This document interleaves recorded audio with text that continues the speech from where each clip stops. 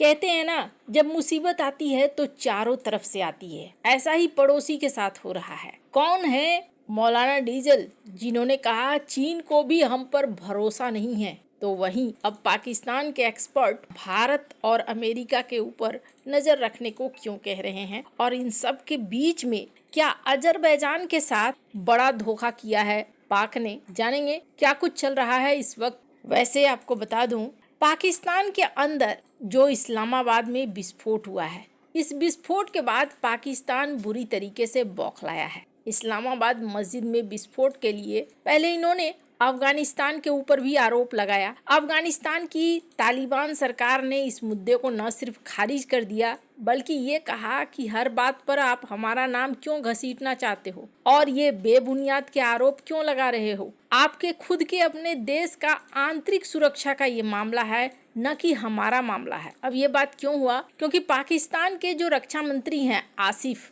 उन्होंने एक्स पर एक पोस्ट डाला और आसिफ ने इस पोस्ट में दावा किया कि शुरुआती जांच में हमलावर के लगातार अफगानिस्तान जाने का पता चला है। अफगानिस्तान की नेशनल डिफेंस मिनिस्ट्री ने आसिफ को बिना सबूत ऐसे इल्जाम लगाने से बचने के लिए कहा। अब इस मामले में ये भी देखने को मिला कि अफगानिस्तान के जो पूर्व उपराष्ट्रपति रहे हैं अमरुल्लाह सालेह, इन्होंने भी कुछ ऐसे ही आरोप लगाए। स्क्रीन पर एक ट्वीट देख रहे हैं, ये अफगानिस्तान के पूर्व उपराष्ट्रपति अमरुल्लाह सालेह हैं, जिन्होंने इस्लामाबाद हमले को लेकर पाकिस्तान की सेना को ही घेरा। अमरुल्लाह ने पाक फौज के खुद को ताकतवर और आधुनिक कहने के दावों को याद दिलाया। उन्होंने कहा कि पाकिस्तान की ओर से इस्लामाबाद की शिया मस्जिद में धमाके को लेकर बड़े बड़े दावे किए जा रहे हैं, लेकिन जमीन पर कोई काम नहीं दिख रहा है। अगर पाकिस्तानी आर्मी वाकई दमखम रखती है तो सिर्फ बयानबाजी न करे, वो इस हमले के गुनाहगारों को पकड़ कर दिखाए। तालिबान के दुश्मन माने जाने वाले अमरुल्लाह सालेह भी इस मामले में तालिबान के साथ खड़े होते हुए दिखाई दे रहे हैं। वैसे कहा जा रहा है कि मास्टरमाइंड को पकड़ लिया गया है, पर अब कब तक ये रिजल्ट निकल कर आता है वो देखने वाली बात होगी। कुछ लोग ये भी मानते हैं कि जनरल मुनीर इस वक्त बुरी तरीके से फंस गए हैं और इस फंसे हुए समय में वो चाहते हैं कि जनता का ध्यान कहीं और भटके। अब जो भी है वो इस देश के लिए सबसे बड़ी मुसीबत बनकर आ रही है। हालांकि अफगानिस्तान पर ये जैसे भी आरोप लगा रहे हैं, वो आरोप अब इनके ऊपर उल्टे पड़ते हुए नजर आ रहे हैं। खुद इनके लोग भी इस बात को लेकर सवाल उठा रहे हैं। स्क्रीन पर एक वीडियो है मौलाना डीजल का, मैं चाहती हूँ इस वीडियो को थोड़ा आप सुने। अजीब बात यह है कि अफगानिस्तान का एक अनार पाकिस्तान की तरफ नहीं आ सकता, अफगानिस्तान का एक सरदा पाकिस्तान की तरफ नहीं आ सकता, अफगानिस्तान का एक गर्मा पाकिस्तान की तरफ नहीं आ सकता, और दहशतगर्द आ रहे हैं। पाकिस्तान का इस वक्त दुनिया में कोई दोस्त नहीं बच गया है। पाकिस्तान जिस चीन को अपना सदाबहार दोस्त कहता है, वो भी अब उस पर भरोसा नहीं करता है। ये बात पाकिस्तान के धार्मिक राजनीतिक पार्टी के जमीयत उलेमाए इस्लाम के प्रमुख मौलाना फजलुर रहमान ने कहा। इन्हें मौलाना डीजल भी कहा जाता है। इन्होंने सीधे सेना के ऊपर आरोप लगाया और इन्होंने कहा कि 1-2 दिन नहीं बल्कि दशकों से गलत विदेश नीति चली है, जिसकी वजह से पाकिस्तान के पास एक भी दोस्त नहीं बचा है। इन्होंने कहा कि पिछले 78 सालों से विदेश नीति और खासकर अफगानिस्तान के साथ उसके रवैये ने आज अफगानिस्तान को दूर कर दिया है। 78 सालों से अफगान पॉलिसी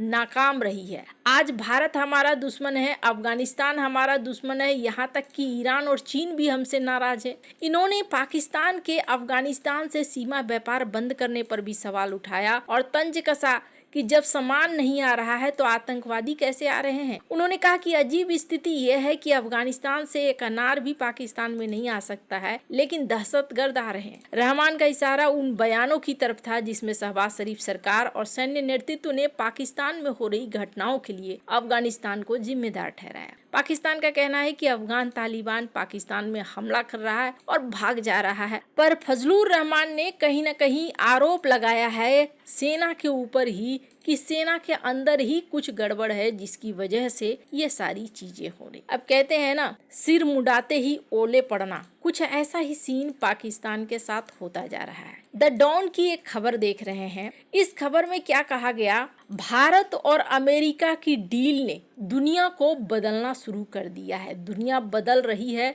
भारत और अमेरिका के डील के बाद। पहली बात तो ये, जैसे ही ये डील हुई और भारत के मैप को प्रकाशित किया गया, उस मैप में पीओके भारत के अंदर दिखलाया गया। इससे पहले तक ऐसा नहीं हुआ था, लेकिन ट्रम्प प्रशासन के आने के बाद और इस डील के बाद पहला बड़ा बदलाव मिला। और ये सब कुछ ना यूं ही नहीं हो जाता है। कूटनीति और राजनीति में ये चीजें संकेत देती हैं, और ये संकेत है चाइना को, पाकिस्तान को, कि हम भारत के साथ खड़े हैं। और इस चीज को लेकर अब देखने को मिल रहा है कि पाकिस्तान के अंदर भी सवाल होने शुरू हो गए हैं। पाकिस्तान के एक्सपर्ट ये चेतावनी दे रहे हैं कि जो तुम सीन देख रहे हो कि दोनों देशों के बीच में डील हो गई, इसको थोड़ा गहराई से देखो, और गहराई से ऐसे देखो कि भारत और अमेरिका के डील का मतलब ये है कि अब बहुत सारी चीजें बदल जाएंगी। किसने कहा है, किसने इस आर्टिकल को लिखा है?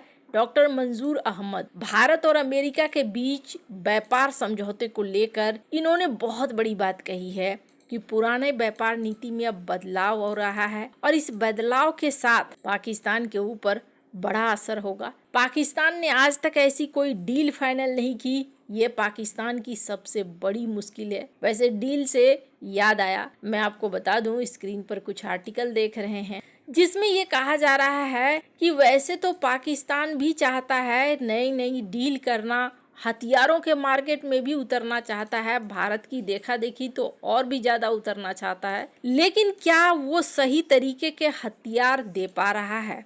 अब इन रिपोर्ट्स की अगर सुने जो इस वक्त मीडिया में चल रहे हैं, इसमें कहा जा रहा है कि पाकिस्तान से जो एक्सपोर्ट हो रहे हैं गोला बारूद, उनकी क्वालिटी एक गंभीर सवाल खड़ी कर रही है। पाकिस्तान ने अपने दोस्त अजरबैजान को गोला बारूद, तोप के गोलों का हिस्से सप्लाई किए हैं। इसका बड़ा हिस्सा कहा जा रहा है दशकों पुराने स्टॉक से लिया मालूम पड़ता है। वैसे ये एक बड़ा टेंशन है। अजरबैजान का लंबे समय से पड़ोसी आर्मेनिया के साथ तनाव चल रहा है। ऐसे में वो हथियारों के लिए दोस्त तुर्की और पाकिस्तान की तरफ देखता है, और ऐसे में अगर उसे जंग लगा पुराना गलत माप वाली चीजें दी जाए तो गलत है। पाकिस्तान ने कथित तौर पर जो तोप के गोलों की सप्लाई की है, उनकी स्थिति खराब है। युद्ध के मैदान से मिले फीडबैक से कहा जा रहा है कि तोप के गोलों का प्रदर्शन खराब रहा है। पाकिस्तान ने तोप के गोलों की जो रेंज बताई है वो उसका सिर्फ 40 से 60% हासिल कर पा रहे हैं।